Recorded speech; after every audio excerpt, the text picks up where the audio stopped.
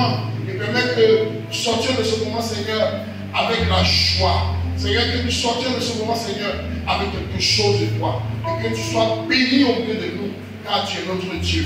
À qui irions-nous? C'est toi qui as les paroles de la vie. Ce matin, donne-nous les paroles de la vie. Et que ton nom soit béni au nom de Jésus. Amen. On acclame le Seigneur très fort. Alléluia. Amen. Je vais commencer ce message par un songe que j'ai lu hier nuit. Vous savez, hier, il devait très fort, n'est-ce pas? Il a plu très fort. Mais il n'a pas plu. Il a plu. J'étais sur le palais. C'est quel pluie est tombé, il est sur le bas. Alléluia. Il a plu très fort. Et pendant qu'il pleuvait, j'étais encore éveillé. Et je priais le Seigneur, j'ai passé du temps devant le Seigneur. J'ai prié comme ça le Seigneur, j'ai parlé à Dieu, je méditais, j'adorais le Seigneur. J'ai bien souvent fait ça. À un certain heure là, je suis calme et je suis avec le Seigneur. C'est un temps que je peux passer souvent ce temps même. Je ne peux pas me retrouver à 4h, 5h du matin sans que je ne sente que le temps est passé. C'est un moment où je suis avec le Seigneur, pas avec quelqu'un d'autre. Je suis avec lui. C'est le temps vraiment qui me font du bien. Alléluia. Et cette nuit, après avoir préparé mon message, c'était l'heure, j'ai dit comment je vais dormir, un peu après avoir prié tout ça.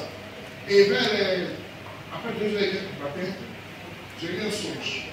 Et dans ce songe, c'est comme si on était dans une ville, enfin on était là, et puis il y avait des bêtes.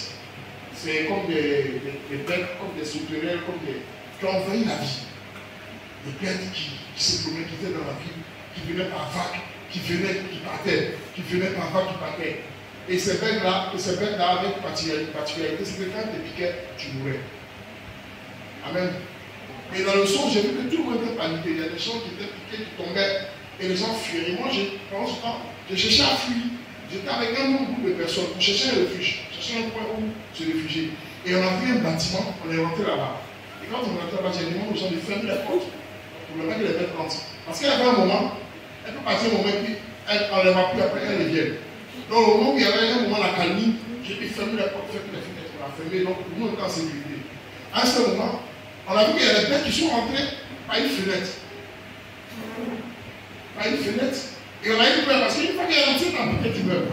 Et quand elles sont rentrées, je me dis où elles sont rentrées, par où elles sont passées. On a fermé toutes les portes. On a fermé toutes les portes. On a réussi à tuer les premières bêtes qui sont rentrées. Et on a vu qu'il y avait une fenêtre qui n'était pas fermée. C'était si qu'on a fermé la fenêtre. Et on s'est sorti, on s'est occupé. Et beaucoup de gens venaient se réfugier là où on était. Ils tapaient la porte, on montait, ils entraient. Parmi les gens, il y avait des blancs, il y avait des gens de toute nationalité qui venaient.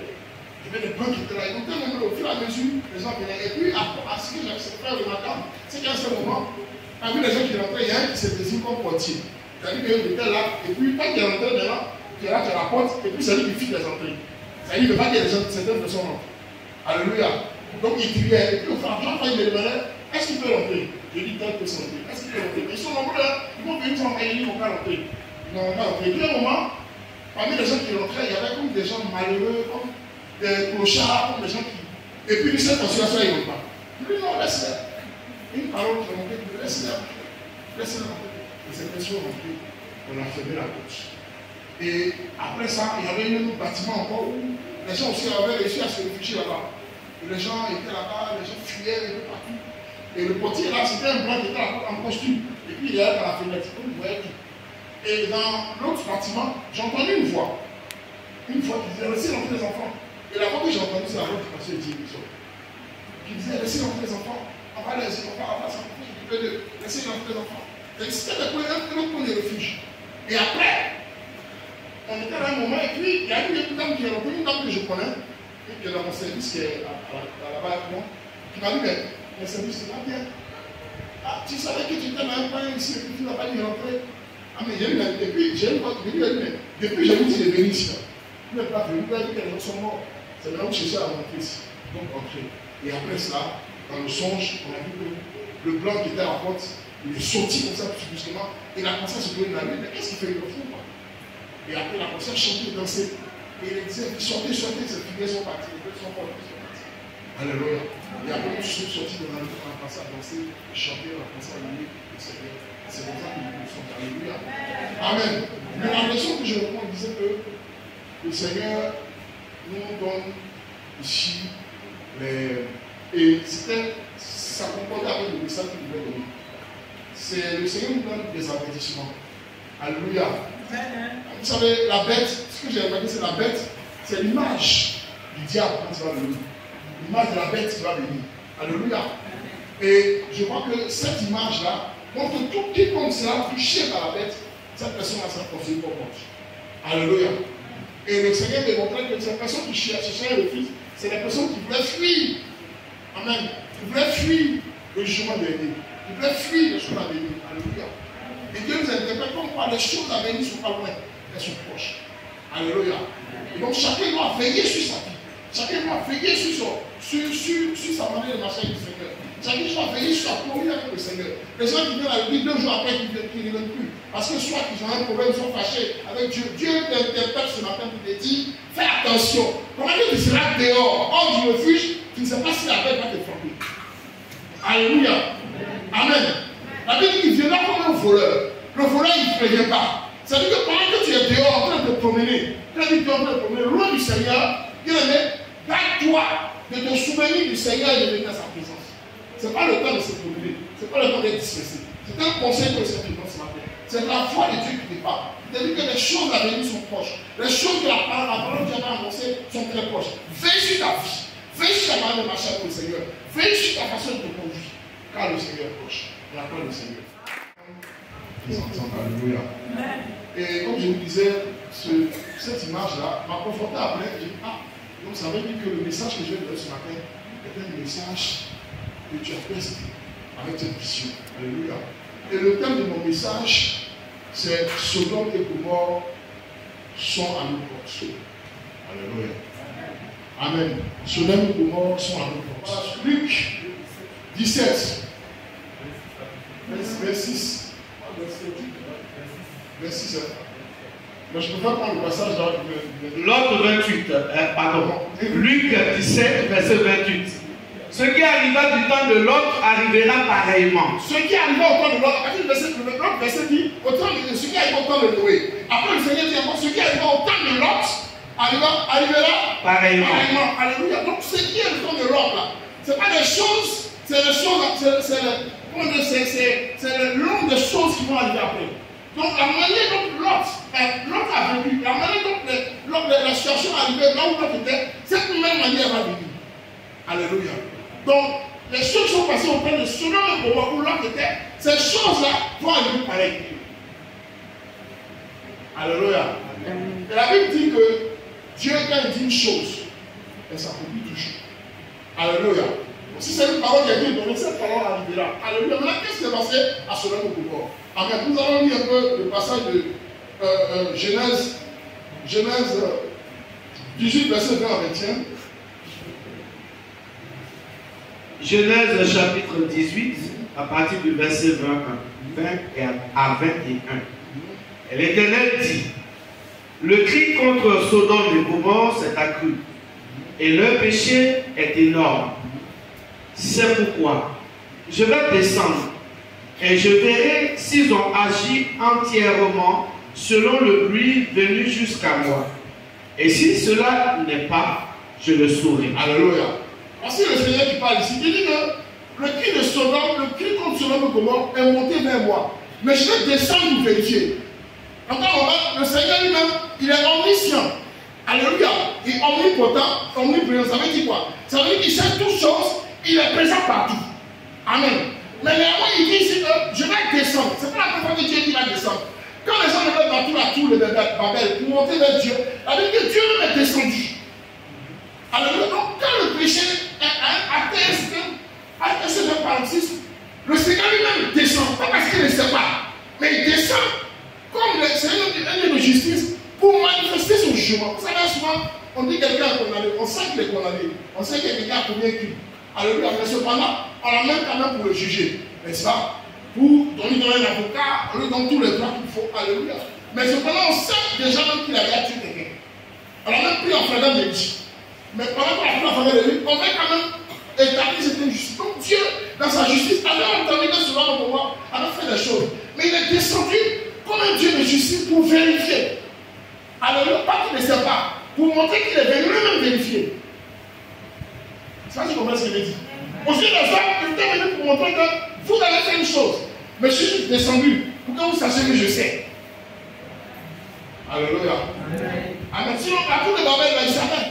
Mais il dit qu'il est descendu pour voir, pas parce qu'il ne sait pas, mais pour vous dire que j'ai vu. Amen. Alléluia. Amen. Maintenant, qu'est-ce que cela va pouvoir en faire? Ézéchiel 16, verset 49 à 50. Nous allons lire pas à pas. Quel était le péché de Sodome et Gomorrhe? Ézéchiel chapitre 16, verset 49 à 50. Voici quel a été le crime de Sodome. Il dit, voici quel a été le péché de Sodome et Gomorrhe. Première chose. Ta soeur. Ouais, première chose. Elle avait de l'orgueil. Elle avait de l'orgueil. On va attendre ma soeur. On va aller pas à pas. La Bible dit quoi? Le premier péché de Sodome et Gomorrhe, c'est que Sodome et Gomorrhe avait l'orgueil. Vous savez, l'orgueil, c'est quelque chose qui va contre Dieu. C'est un péché grave devant Dieu. C'est le péché qui a conduit Lucifer sur la terre. La Bible dit qu'à ce moment, il était tellement beau, il était tellement merveilleux, il était tellement puissant qu'il a dit, moi je suis aussi un homme, je suis aussi un Dieu. Alléluia. Je vais égaler Dieu. Et ce péché-là est un péché que Dieu condamne. C'est pourquoi il a dit quoi? Il dit, je fais grâce aux hommes et fais quoi? Je résiste pas aux orgueilleux, mais je fais grâce aux hommes. Je résiste, ça veut dire que tout ce qui est orgueil, Dieu résiste à toi. Si un homme te résiste, c'est bon. Mais si Dieu même te résiste, il faut dire quoi? Tu es en danger. Ça veut dire qu'un homme peut te résister. Tu peux surpasser. Mais imagine Dieu qui te résiste. Ça veut dire tout ce que tu fais là, tu n'as pas la résistance, ce n'est pas le diable qui te résiste, c'est Dieu qui s'en occupe. Alléluia. Amen. Amen. Donc l'orgueil est un péché que cela ne peut pas commettre. L'orgueil, c'est quoi? C'est quelqu'un qui se sent suffisant. Quand tu es orgueilleux dans le Seigneur, c'est que tu es suffisant. L'orgueilleux, c'est celui qui ne veut pas dépendre de Dieu. L'orgueilleux, c'est celui qui croit qu'il est capable de lui-même.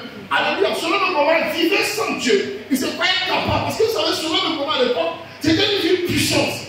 Une vie très riche. Alléluia. Donc, il n'avait pas besoin de Dieu. Aujourd'hui, quand vous voyez l'Occident, vous voyez les gens en Europe là-bas, ils n'ont plus besoin de Dieu. Alléluia. Amen. Ce matin, quand vous allez voir ce que selon ma fait, selon comment on fait, au fur et à mesure, vous allez voir que il y a des similitudes avec la vie de l'Occident. Quand on parle de l'Occident, on parle des Blancs. Amen. C'est vrai qu'il y a l'évangile. Mais aujourd'hui, ils sont loin. Alléluia. Ils sont éloignés de Dieu. C'est un peuple qui a perdu la présence de Dieu. Alléluia. À cause de leur orgueil. Amen. Alléluia.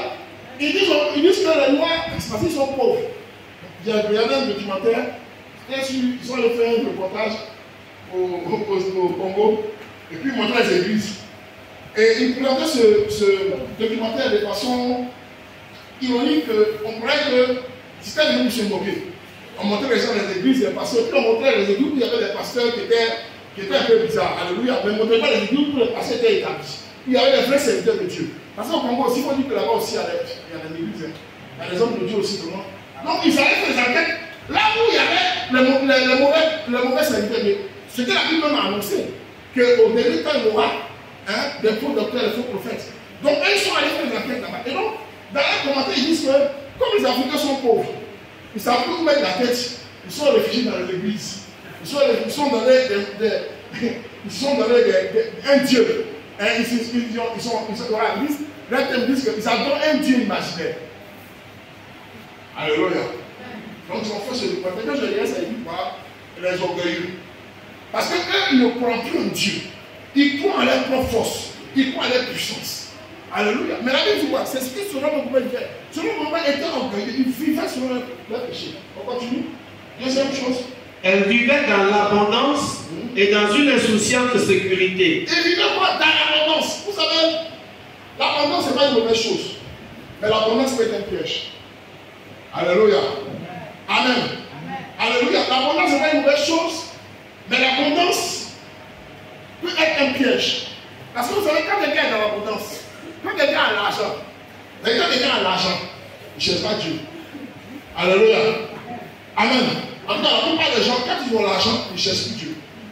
Et eux ne cherchaient pas Dieu parce qu'ils avaient l'argent. C'était une vie riche, comme je disais tantôt. Amen.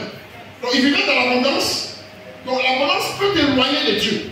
J'ai connu des gens qui s'aimaient Dieu, qui aimaient Dieu, mais à cause de ce qu'ils étaient riches, ils avaient d'autres préoccupations que de venir servir Dieu.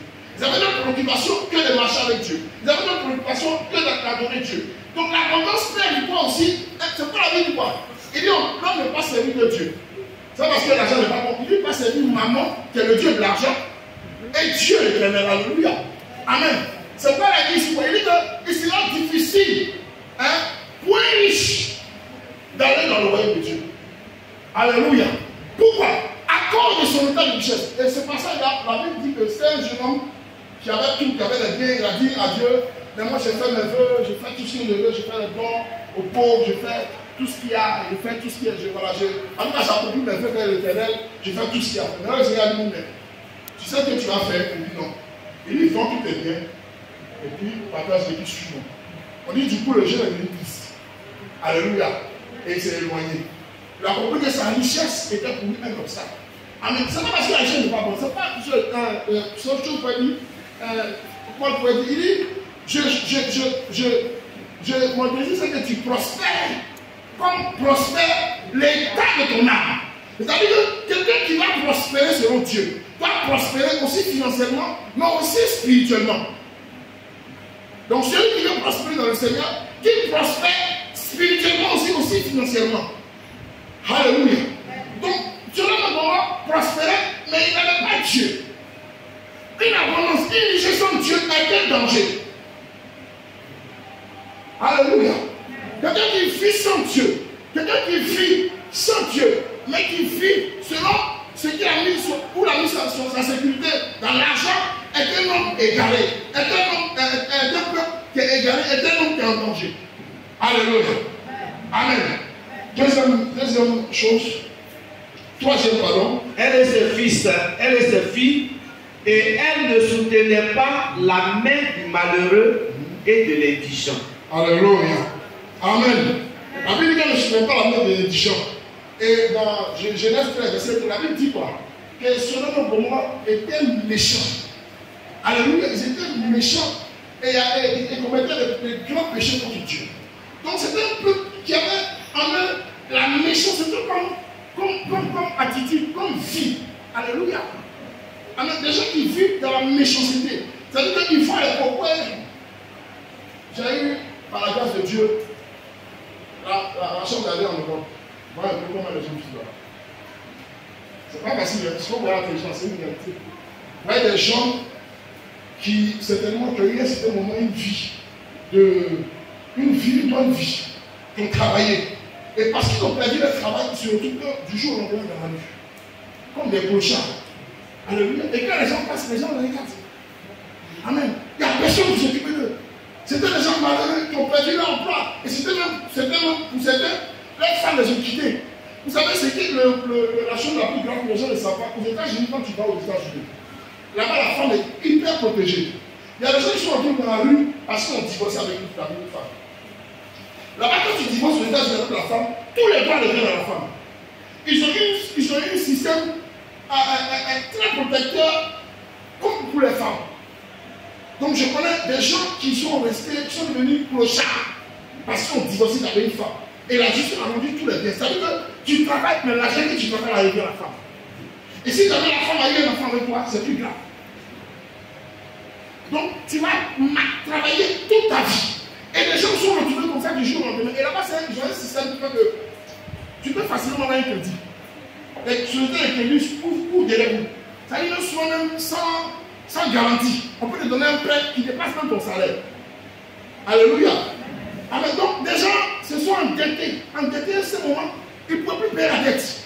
Et là-bas, ils ont un système de sécurité, un système de recouvrement très strict qu'on peut venir prendre ta maison. Amen. On met ta main sur son salaire. On met ta main sur tes biens.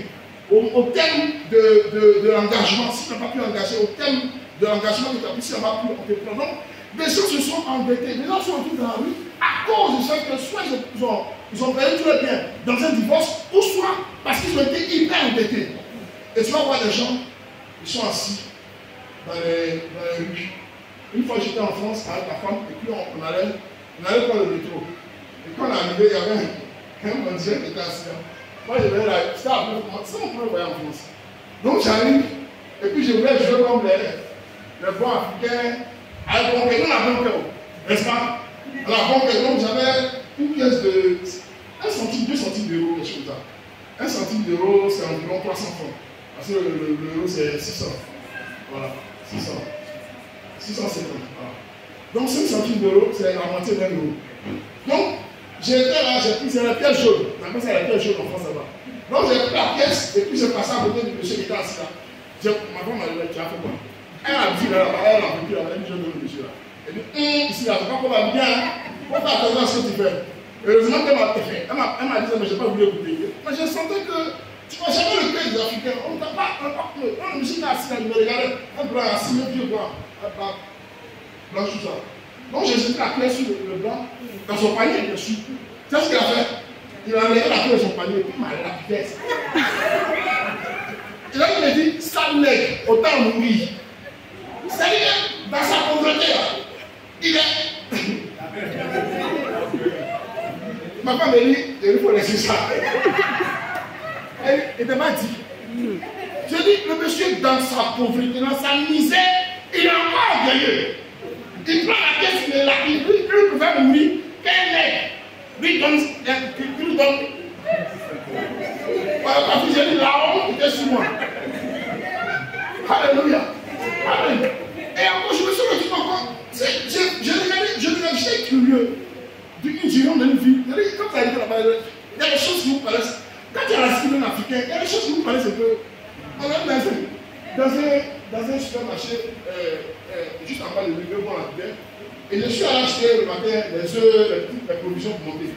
Et quand je suis descendu, le magasin n'était pas ouvert. Il y avait un monsieur qui était là. Le gars, voilà. Non, blanc, ça, c'est pas la vie depuis, c'est pas comment il est là. Ses cheveux, des mois, il vit dans la rue. Il est dans les bouches de métro. Et là où les métros sont là, comme il y a les abris là, il vit là-bas. Et le monsieur là-bas, il vit là-bas. Personne ne s'occupe de lui. Les gens passent. Un homme, peut-être qu'il y a une famille. Un homme qui a eu des gens de connaissances, des gens qui le connaissent. Les gens ne s'occupent de lui. Donc il est assis là, quel que soit en ligne de monnaie. Mais quand tu donnes monnaie là, quand tu fais bonne chose, il a ça en main, il a dit, il tombe comme ça. Je ne sais pas le monsieur à mon je ne peux pas vous dire, j'ai compris en même temps. Donc les gens là, dès qu'ils ont ouvert le supermarché, il a couru. Il a couru, il allait prendre une bouteille de whisky. Il a ouvert la bouteille de whisky et puis il fait ça. Il tremblait comme ça pour boire. Quand il a pris la première gorgée, et puis c'est calmé. C'est avancé. Et puis il a mis ça dans le bouche. Il n'a pas compris. Quand il est venu avec ça, que les gens ne veulent pas acheter la pièce, ça vaut exactement ce qu'il a trouvé la pièce. Alléluia. Donc les gens sont passés, c'était une misère. Et les gens, personne ne s'occupe de malheureux. Les gens peuvent mourir, on peut trouver les gens comme ça dans la rue, ils sont morts, surtout en hiver. Le gars il est là comme ça, l'hiver c'est vrai dans ce pays, c'est à moins de 10 degrés, comme ça, tu es là. Et puis tu peux gérer dans la rue. Ils viennent les ramasser, ils sont dans la rue.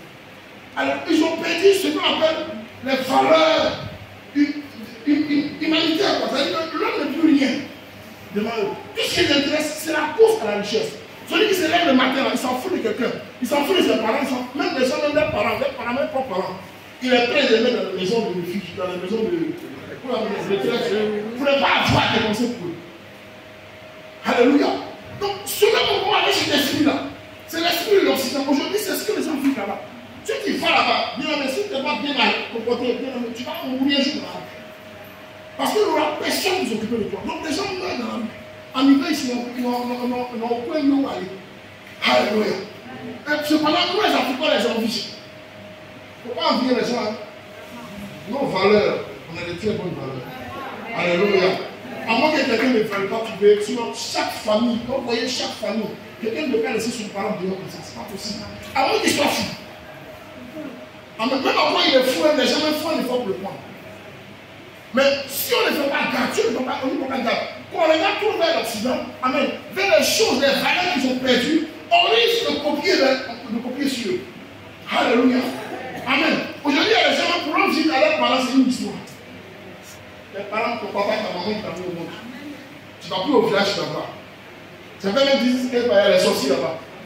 Voilà, il va plus ta maman est sorcière, il ne va plus la voir. Elle était sorcière, elle t'a mis au monde. Si elle va te manger là, et puis tu es revenu, tu as eu 40 ans, 50 ans, elle ne va pas manger. C'est maintenant que tu vas au village, elle va te manger. Alléluia. Pour ceux qui sont chrétiens, la Bible dit quoi? Soyez reconnaissants à nos parents. La Bible dit d'obéir à nos parents, de nous soumettre à nos parents, de faire les choses pour nos parents. Bien aimé, ne gardons pas les valeurs de l'Occident. Les gens ne cherchent plus, ils n'ont plus le cœur, ils sont plus humains. Et c'est ce que selon la Bible, ils étaient méchants. Alléluia. Dernière chose, avant de parler de dernière chose.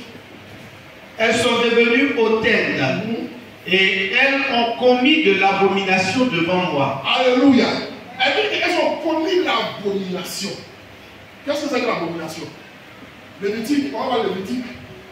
Lévitique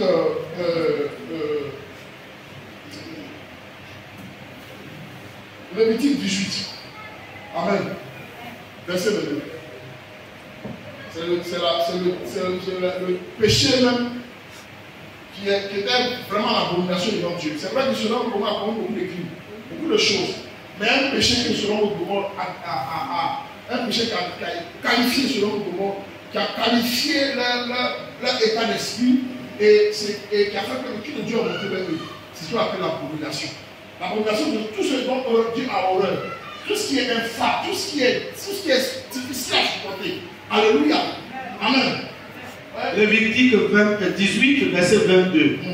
Tu ne coucheras point avec un homme comme on couche avec une femme. C'est une abomination. Tu ne coucheras pas avec un homme comme on couche avec une femme. C'est quoi? Une abomination. Quand il y a le verset abomination. Abomination. Alléluia. Les gens ont dit que même pas accepter ce qui est abomination devant Dieu. Heureusement que les Africains commencent à se lever. Vous savez, aujourd'hui, il y a un phénomène qu'on appelle le woubi, n'est-ce pas? La pédophilie. Woubisme, qui consiste pour deux personnes, c'est que les hommes lèvent les femmes aussi. Hein? Woubi, c'est les hommes. Mais les femmes ont dit quoi? Lélé. Alléluia. C'est un phénomène qui a pris l'ampleur au point où, quand on voit les jeunes journalistes sont levés contre ce phénomène-là, il y a une radio française qui est venue ici comme d'habitude. Toujours, ils sont venus ici pour dénoncer ça. Ils ont fait une documentation, j'écoutais à la radio, elle a dit qu'il parlait de ça, qui disait que, oui, hein, voilà, qu'ils mettent en garde tous ceux qui s'attaquent au Woubi, tous ceux qui s'attaquent au phénomène de l'homosexualité. Pourquoi? Parce que ceci, c'est légalisé. Là-bas, parce que j'ai des pressions faciales, il y a les policiers qui vont me prendre, je suis malade. Chaque. Aux États-Unis, il y a certains pays, il y a certains États, comme les États-Unis, c'est les États. Il y a les États qui ont accepté de manier les homosexuels. Donc, si tu prêches sur l'homosexualité, c'est un crime qui est un crime. On peut même te tuer comme ça. Alléluia. Donc, là-bas, ils ont accepté ce principe qu'un homme, deux hommes ont le droit de se marier. Deux hommes ont le droit de faire ce qu'un homme fait avec une femme.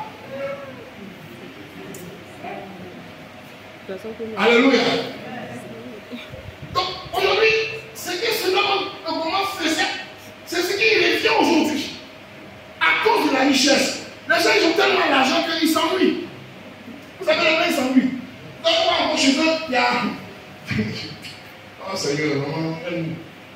Ils ont des endroits où on appelle les endroits des nudistes. Je ne sais pas si vous entendez parler de ça. C'est-à-dire qu'ils vont en vacances, ils prennent une plage. Et cette plage-là est quadrillée.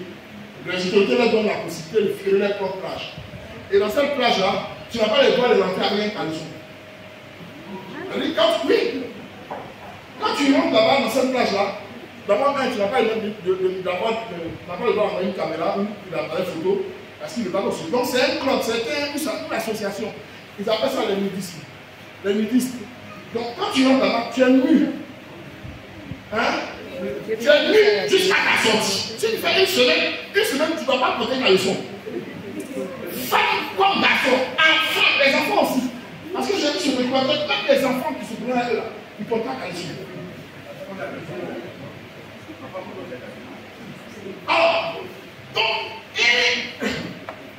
là-bas, si tu veux rentrer là-bas, il faut que tu déclares sur l'honneur que je vais rentrer et puis respecter tous les principes. C'est comme si tu rentrais dans l'air et là-bas, quand je rentre là-bas, je dois me mettre nu comme un verre. Donc, ils se promènent, ils vont à la plage ensemble, ils nagent ensemble, les femmes sont couchées là, les hommes passent. Chacun connaît sa femme comprend la nudité de ta femme. Alors que la Bible dit quoi? Tu n'as pas le droit de voir la nudité. Ne tu parles pas de nudité quoi? Tu vas la nudité, tu ne vas pas voir la nudité de ton frère, la nudité de ta soeur, la nudité de la femme de ton frère, ainsi de suite, ainsi de suite. Mais là-bas, c'est autorisé. Alléluia. Et de plus en plus, c'est secte. Il y a plus de secte. Cette communauté-là devient de plus en plus grande. Ils ont de plus en plus d'adeptes. Parce que pour eux, c'est un esprit de liberté. Alléluia. Alléluia. Amen. Donc là-bas, ils ont accepté ce principe. Donc le fait que nous, en Afrique ici, les gens se lèvent contre ces valeurs qui ne sont pas nos valeurs, pour eux, nous, on est en train de faire des choses abominables. Ils appellent ça chevet abomination. Alléluia. Bien aimé, je vais te dire une chose. Garde tes valeurs. Amen. Parce que Dieu aime tes valeurs. Amen. Les Africains ne peuvent pas permettre ces choses-là. En tout cas, je souhaite que les Africains, parce que de plus en plus, le phénomène commence à prendre l'ampleur. Oui, avant, on disait que c'était les enfants des riches qui faisaient ça. Et certains même allaient se prostituer. Certains garçons, les pauvres allaient se prostituer chez les riches à cause de l'argent. Alléluia. Mais on a dépassé le stade. Maintenant, ce n'est plus chez les riches, même en pauvre ici. On se fabrique. Alléluia. Amen. Et c'est allé encore plus loin. Même les enfants. Alléluia. Selon le moment, quand on a lu un passage qui dit que quand les gens sont venus, les deux anges sont venus à Sodome et Gomorrhe, la Bible dit que la population, les gens sont sortis. Et ils sont allés taper la porte de l'autre. Vous savez, c'est des anges. Et les anges sont très beaux. N'est-ce pas? Parce que c'est des anges. Alors, c'est pas on dit qu'être beau comme un ange, c'est belle comme un ange. Les anges avaient la capacité de prendre la forme d'un homme. C'était des anges ont la possibilité de prendre la forme d'un homme. Et si toi tu es beau, ce n'est pas un ange qui vient de Dieu qui peut être beau. Donc, quand les anges sont rentrés dans la vie et qu'ils sont allés à la maison de l'homme, parce qu'au début, ils sont venus, ils ne voulaient pas rentrer dans la maison de l'homme. Ils disent qu'ils vont dormir dehors. Mais l'autre, comme insisté qu'ils sont rentrés chez lui. Et la Bible dit qu'ils ont fermé la porte. Et ils n'avaient pas couché que les gens de la vie sont venus taper à la porte. Ils ont dit à l'autre, quels sont les étrangers qui sont venus chez toi? Fais-les sortir vers nous. Alléluia. Pour que nous puissions les connaître. Alors, quand on ne pas de connaître, ce n'est pas connaître comme je connais Salomon, que je connais le serviteur Béranger. La Bible dit que Adam commit quoi? Ève, sa femme, et elle conçut et elle enfanta un enfant. Donc, dans l'esprit de Dieu, quand Dieu parle de connaître, ce n'est pas connaître quelqu'un comme si tu te connaissais comme ça, mais c'est connaître dans l'intimité, d'avoir des rapports sexuels avec toi. Donc, elle dit quoi? Les gens sont venus du plus. Même les enfants. On va dire ce passage à la passée. Parce que les gens ne croient pas que les enfants aussi vont regarder aussi. Et ils ne pas de Bible aussi. Alléluia. Genèse 19, verset 4 à 5. On va lire ça. On va passer une chose. Ils sont en train de finir. Genèse chapitre 19, verset 4 à 5. Il n'était pas encore couché que les gens de la ville, les gens de Sodome, entouraient la maison depuis les enfants jusqu'aux vieillards. Depuis les enfants entouraient la maison, et puis les vieillards. Si même quand tu vas marcher, tu vas faire quoi là? Tu vas faire quoi, Dieu? Ça veut dire, toi tu es vieux, tu cherches la. Alléluia. Mais tu es intéressé. Moi aussi, je vis aussi là, il y a un esprit dedans aussi. Moi, je suis oublié aussi. Parce que la vie, les gens, c'était un style de vie chez eux. Nous savons comment avait ça comme un mode de vie. C'est-à-dire que la même chose qu'on dénonce aujourd'hui, concernant l'Occident, c'était ancré dans l'esprit. C'était une vie où l'homosexualité était autorisée. On pouvait sacrifier les enfants. Là-bas, on sacrifiait les enfants aux idoles. Alléluia, à des dieux, on venait les sacrifier, les tuer, alléluia, pour donner aux dieux. Aujourd'hui, vous voyez le phénomène des enfants qui disparaissent. Et de plus en plus, là en Côte d'Ivoire, les enfants, du jour au lendemain qui disparaissent, on ne les voit pas. Les jeunes filles qu'on prend dans les maisons d'hôtel, et après on les tue, alléluia. Pourquoi? Parce que les gens les sacrifient à des dieux, à des esprits. Aujourd'hui, les gens qui cherchent l'argent doivent sacrifier, surtout les jeunes filles. Ce n'est pas pour les jeunes filles, quand c'est en fait. Pour les gens, c'est pourquoi les jeunes filles. soit parce qu'elles sont vulnérables, ou soit parce que c'est une cible préférée des esprits, des démons qu'ils adorent. Mais c'était cette vie-là que selon mon moment venait. Alléluia. Amen. Amen, on continue. Verset 6. Toute la population était accourue. Verset 5. Ils appelaient Lot et lui dirent: où sont les hommes qui sont entrés chez toi cette nuit? Fais-les sortir vers nous, pour que nous les connaissions. Lot sortit vers eux à l'entrée de la maison et ferma la porte derrière lui. Et il dit: mes frères, je vous prie, ne faites pas le mal. Amen. Alléluia. Oui, vas-y, continue. Voici, j'ai deux filles qui n'ont point connu d'homme. Je vous les amènerai dehors, et vous leur ferez ce qu'il vous plaira. Alléluia. Seulement. Alléluia. Amen. Amen. La preuve que ce qu'ils venaient chercher, connaître, ce n'est pas venir voir les gens, mais c'est venir coucher avec eux. L'homme a dit: bon, moi, c'est pas grave, je sais mon intention, c'est de venir coucher avec les gens qui sont là. Parce que vous avez vu comme vous avez vu les hommes qui sont très beaux. Mais moi, je vais vous donner mes filles. Mais il y a qui n'aiment pas femme. Tu vas donner femme, c'est pourquoi? Alors, il dit: non, il dit comme tu es étranger. Et il dit comme tu es étranger. Depuis quand tu es étranger, d'être juste sur nous. En fait, c'est pas ça le problème. Donc, on sait quoi? C'est que les femmes les intéressent ça. Alléluia. Il voulait coucher avec des hommes. Il voulait, je suis quoi, coucher avec des anges. Donc, quand Dieu dit, il était venu pour vérifier, pour descendre, pour constater, Dieu voulait être témoin lui-même. Regarde, il y avait 50 anges pour le coucher avec. Donc, ce qu'il entendait là, c'était petit par rapport à ce que nous pouvons voir. Et il a dit que le péché de Sodome et Gomorrhe atteint un niveau où on ne peut plus, on doit tuer. Alléluia. Et la Bible dit que Dieu a fait descendre un souffle de feu. Alléluia. Aujourd'hui, quand vous allez en Israël, la Bible,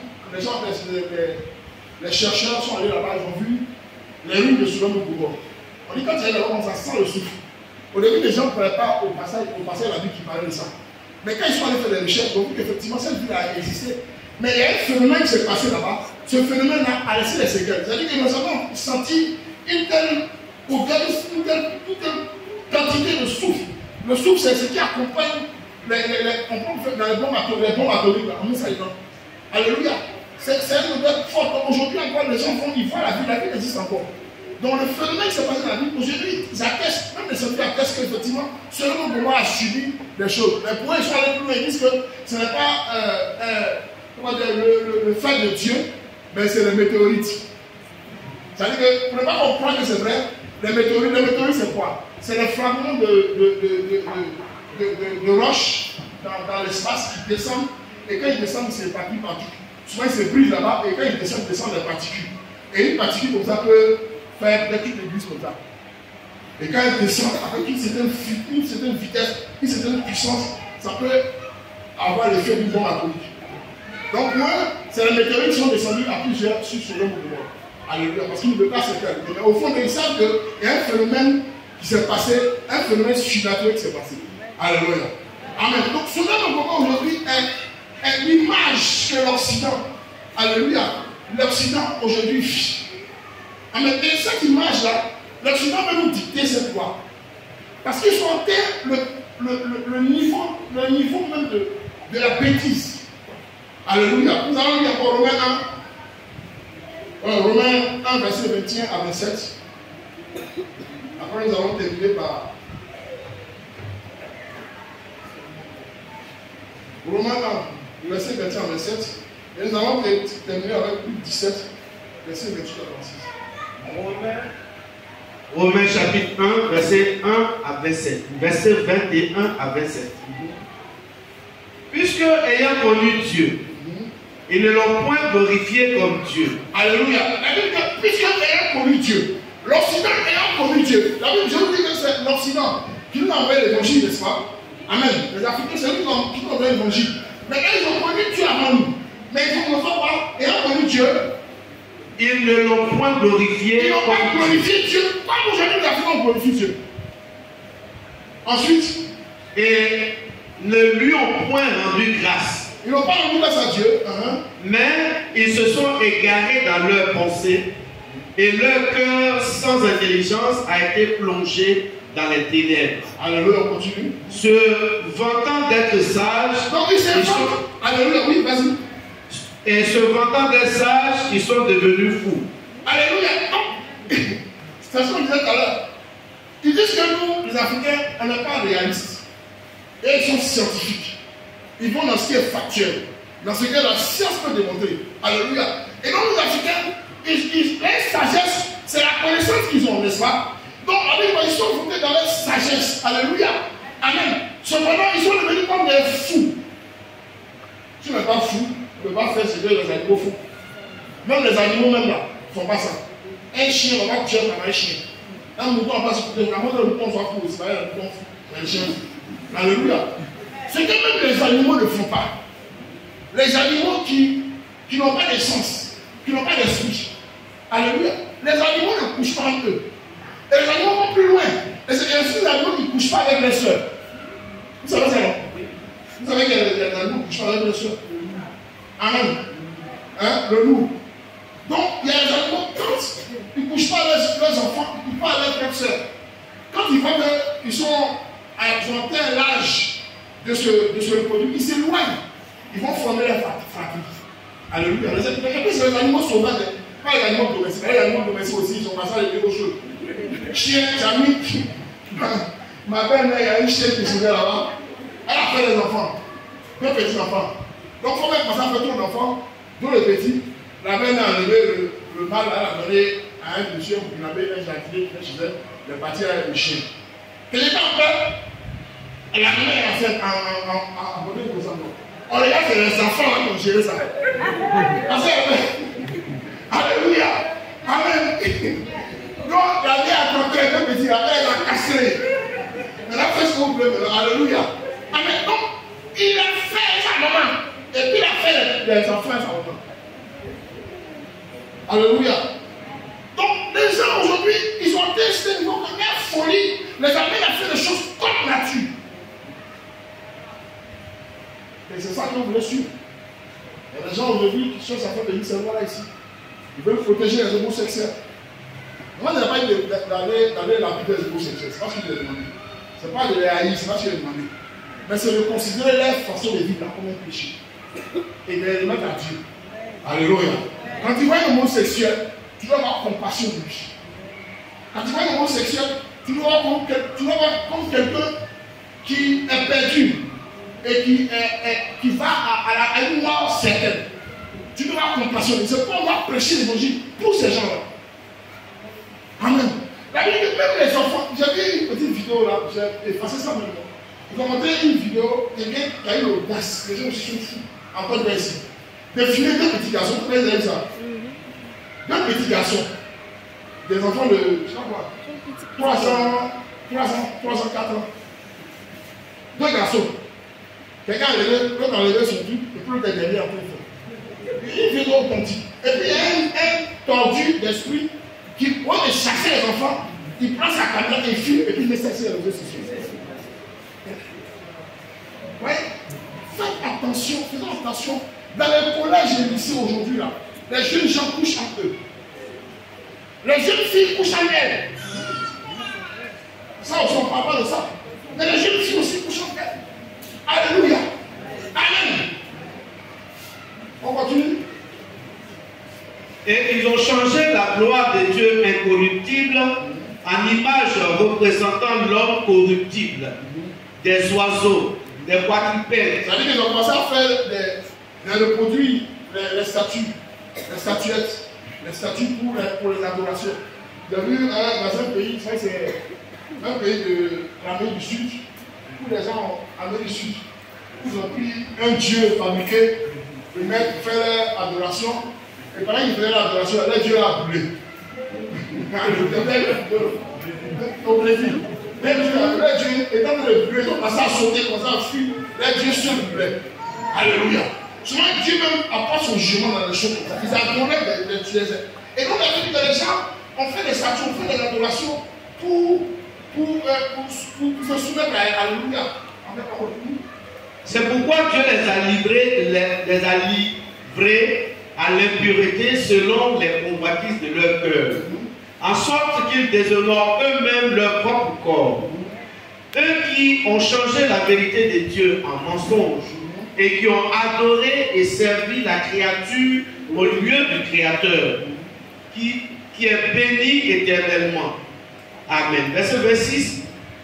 C'est pourquoi Dieu les a livrés à des passions infâmes, car leurs femmes ont changé l'usage naturel en celui qui est contre nature. Alléluia. Les femmes ont changé l'usage naturel. Donc les femmes aussi ont fait comme les hommes. C'est-à-dire, pourquoi monsieur a son mari dehors, madame a sa femme dehors. Est-ce que vous comprenez ce que je veux dire? C'est-à-dire, toi, moi, on est marié, toi, tu as ta femme dehors, toi, femme, tu as ta femme dehors, moi l'homme de mon mari dehors. Hein? Mariage libre. Comme dit le frère, mariage libre. Allez, on a tout dessus. Alléluia. Donc, ils savent que plus sa femme a une bonne voici, une femme dehors, son mari aussi a un mari dehors. Donc, les deux, chacun ça va et puis ils reviennent là. Donc, alors, ils ont changé l'usage. Les femmes sont devenues comme les hommes, qui font les choses comme les hommes. Alléluia. Amen. Ensuite. Et de même, les hommes abandonnant l'usage naturel de la femme se sont enflammés dans leur désir les uns pour les autres, commettant homme avec homme des choses infâmes et recevant en eux-mêmes le salaire que méritait leur égarement. Alléluia. Amen. On acclame le Seigneur.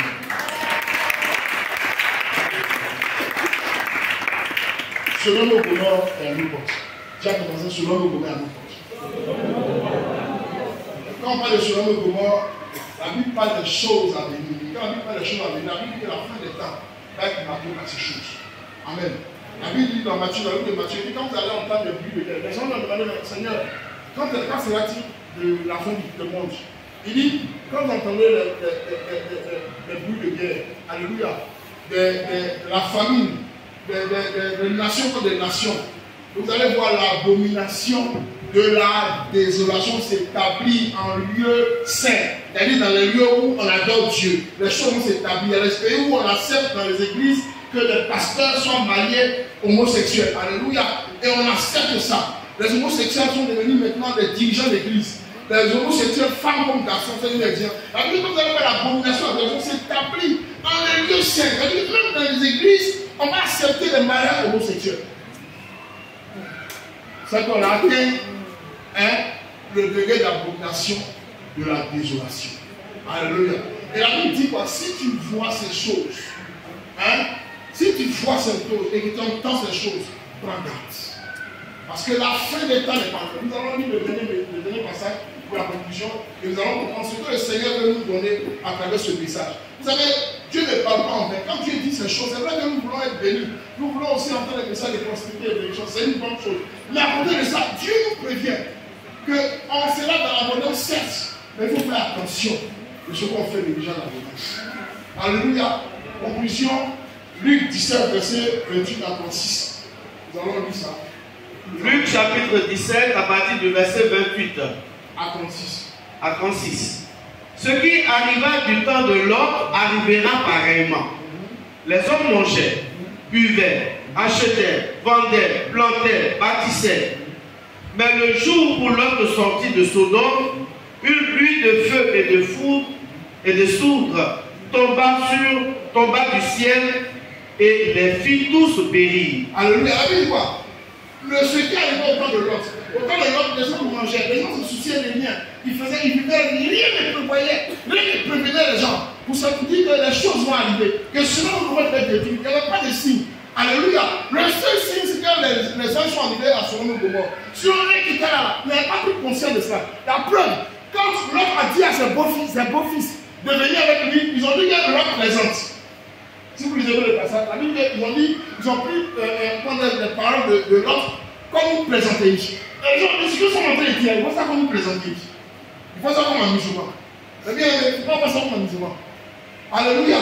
La parole de Dieu est certaine. Aujourd'hui, on voit même des phénomènes qui arrivent, des catastrophes qui arrivent, qui avaient été prévues par Dieu. Amen. On continue. En ce jour-là, donc, verset 30 du moins, il en sera de même le jour où le Fils de l'homme paraîtra. En ce jour-là, que celui qui sera sur le toit et qui aura ses effets dans la maison ne descende pas pour les prendre, et que celui qui sera dans les champs ne retourne pas non plus en arrière. Souvenez-vous de la femme de Lot. Celui qui cherchera à sauver sa vie la perdra. Alléluia. Alléluia. Souvenez-vous de la femme de Lot. Qu'est-ce qui s'est passé à la femme de Lot? Les gens ont dit aux gens, vous allez sortir de la vie. Je vais te faire sortir de la vie. Mais quand tu vas partir, ne regarde pas en arrière. Comprends, ne regarde pas aux choses passées. Amen. Ne regarde pas aux choses qui te préoccupent avant. On ne regarde pas aux choses qui t'ont détourné de Dieu. Mais elle, Lot, la femme de Lot, elle avait ses biens. Alléluia. Elle avait son argent. C'est-à-dire qu'elle avait ses pailles. Elle avait ses guitares. Elle avait ses casseroles. Elle avait ses mamites. Alléluia. Les mamites des casseroles, là, c'est les vieilles femmes.